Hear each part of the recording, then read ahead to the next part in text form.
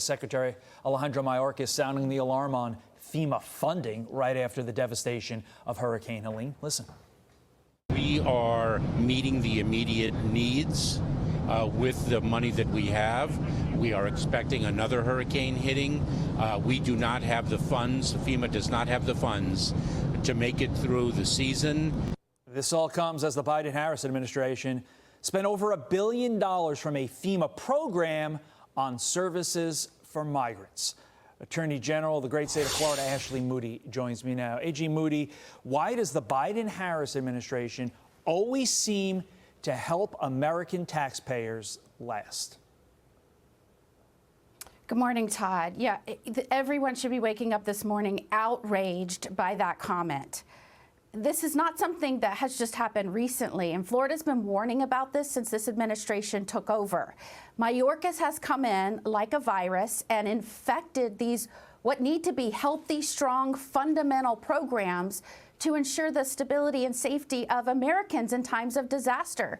So you heard, they have taken the FEMA Emergency Food and Shelter Program and over time siphoned off hundreds of millions of dollars into basically making it an illegal immigrant resettlement program. And so when you see these states and cities around the nation declaring emergencies, even blue states, because of what this administration has done, encouraging more and more and more, developing programs to encourage more and more and more people to come here, the government, Biden and Harris, are having to fund that on the backs of the American people.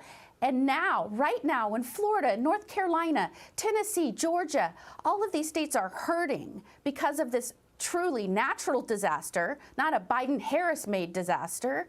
They're saying we need more money.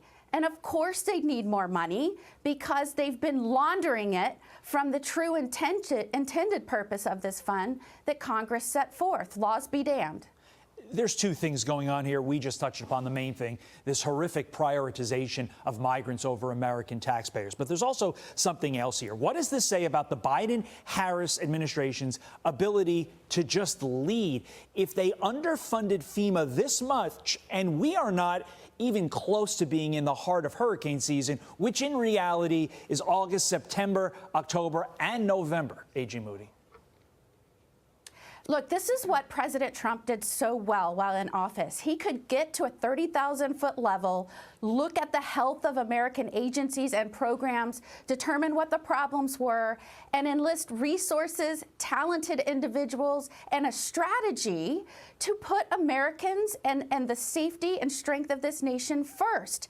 I've seen it work here in Florida with Governor DeSantis. We decide where our problems are, we set forth to fix them, and we make sure not only money, but the strategy and talented personnel are in place to fix them. So, for example, when you have a disaster like this, and you know when there's no electricity, instability, when there's people needing just the basics of life because of a disaster. I was with officers the other night, and we surged our resources in vulnerable areas to looting. We made sure officers knew what to look for when it was in complete darkness. Right. They knew what to charge. We make sure our state attorneys know to hold these people so they don't get back out and start ravaging these communities again. It takes proactive efforts, and you just do not see this out of this administration. And here, and the roosters are coming home to roost. Look at what's happening right now. The Florida model when really, we're in the middle of a disaster with this administration at the helm. You're right. The Florida model really does need to be a 50-state solution. Just want to mention this. You all launched an anti-looting team in response to Hurricane Helene, coming as 8 migrant workers are arrested in Tennessee, accused of stealing from flooded buildings. You guys do it right down there. I would just add, only a depraved person steals from someone in their time of need. AG Ashley Moody, thank you for your time. Thanks for doing what you're doing down there in Florida.